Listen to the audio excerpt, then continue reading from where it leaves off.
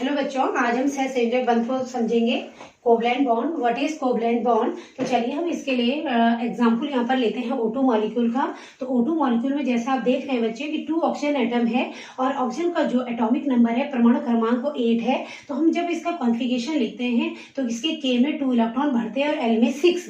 ठीक है, तो दोनों ऑक्सीजन एटम का हमने इलेक्ट्रॉनिक विन्यास लिख लिया है। लेकिन हमें इसे देखने से पहले ये देखना होगा कि नियॉन जिसका परमाणु क्रमांक 10 है उसका जो कॉन्फ़िगरेशन है 2-8, यानी K में 2 है जो कि पूरे भरे हैं, L में 8 है जो कि फुलफिल इलेक्ट्रॉन है, पूरा भरा हुआ है नियॉन का L कोष।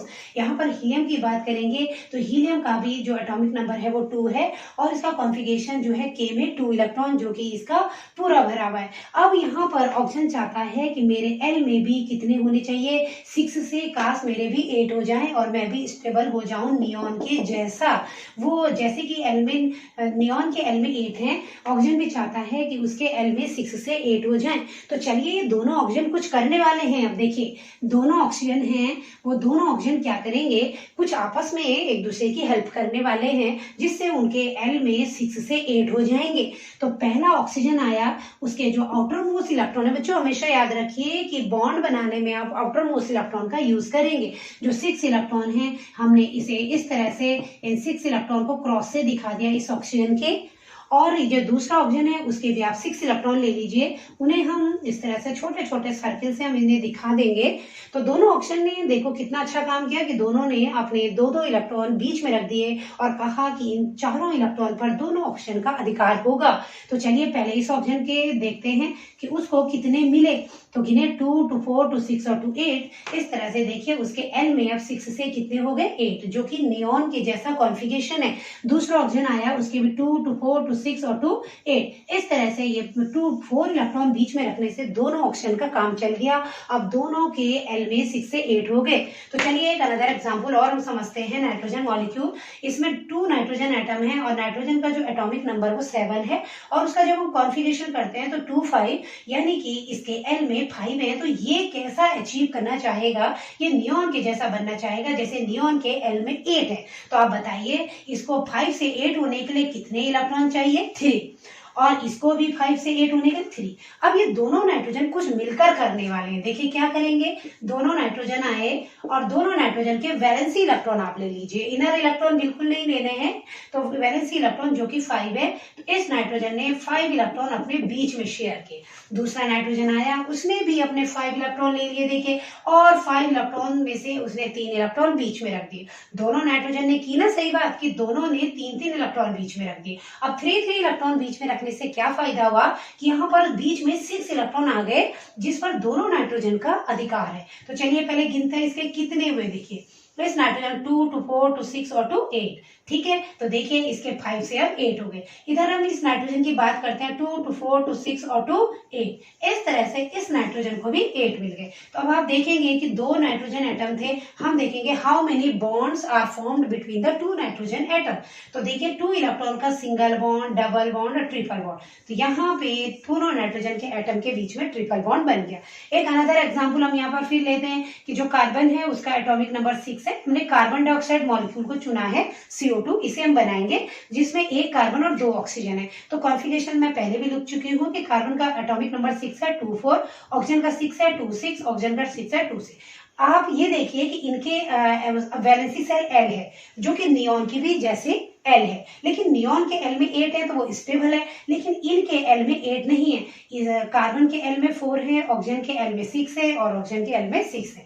तो अब ये क्या करने वाले हैं, देखिए कार्बन आया, ठीक है। कार्बन के जो वैलेंसी इलेक्ट्रॉन 4 हैं, कार्बन 2 इलेक्ट्रॉन इधर रखेगा और 2 इलेक्ट्रॉन यहाँ रखेगा। इधर नेक्स्ट ऑक्सीजन आया, उसके 6 इलेक्ट्रॉन हैं, 2 इलेक्ट्रॉन यहाँ आए, 2 और यहाँ। देखिए यहाँ पर इन कार्बन ऑक्सीजन ने मिलकर 2-2 इलेक्ट्रॉन बीच में रख दिए।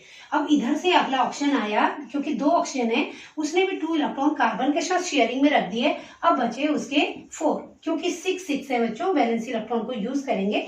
अब इन तीनों ने मिलकर ऐसा काम कर दिया, एक दूसरे की मदद कर दी। इन्होंने 2-2 इलेक्ट्रॉन के, कार्बन ने कहा 2 में रखूंगा, ऑक्सीजन ने कहा 2 में रखूंगा। इससे क्या फायदा हुआ कि ऑक्सीजन के अब 8 मिल गए। देखिए 2 to 4 to 6 और to 8। इधर इस कार्बन के देखेंगे तो 2 to 4 और to 6 और to 8, इस कार्बन को भी 8 मिल गए। जहां कार्बन के पहले 4 हो रहे थे वो 8 हो गए। अब इस ऑक्सीजन का भी देखेंगे तो 2 to 4 to 6 और to 8, इस तरह से इस ऑक्सीजन को भी 8 मिल गए।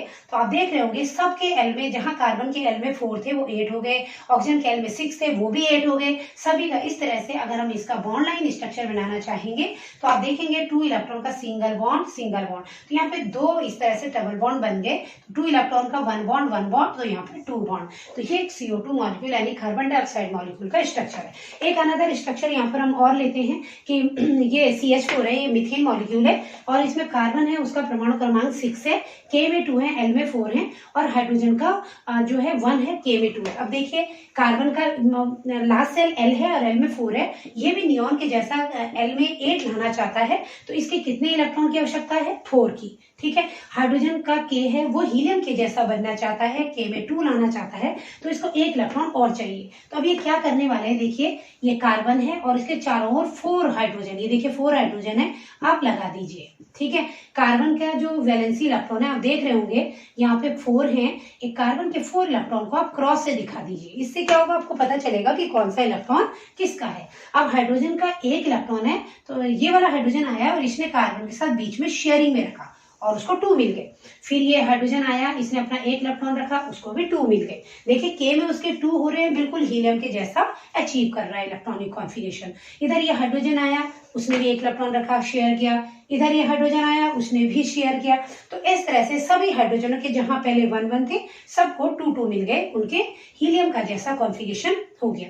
अब हम कार्बन की बात करेंगे, कार्बन के पहले 4 थे, लेकिन शेयरिंग के बाद आप गिनेंगे, देखिए 2 to 4 to 6 और to 8, और इस तरह से उसके L में अब 4 की बजाय 8 हो गए, जो कि नियॉन के जैसा है कॉन्फिगरेशन। अब हम इसका कैसा स्ट्रक्चर बनाएंगे, बीच में कार्बन है, 2 इलेक्ट्रॉन का सिंगल बॉन्ड, 2 इलेक्ट्रॉन का सिंगल बॉन्ड, 2 इलेक्ट्रॉन का सिंगल बॉन्ड, इस तरह से हमारे पास ये सिंगल बॉन्ड बने। तो बच्चों ये समझ में आ गया होगा कि सहसंयोजक बंध यानी कोवलेंट बॉन्ड क्या होता है, जो शेयरिंग से बनता है। देखिए शेयरिंग भी एक की शेयरिंग करी और इस तरह के बॉन्ड को कहते हैं, ये सारे जो बॉन्ड मैं टिक मार रही हूँ ये आपके सहसंयोजक बंध है। Okay, thank you.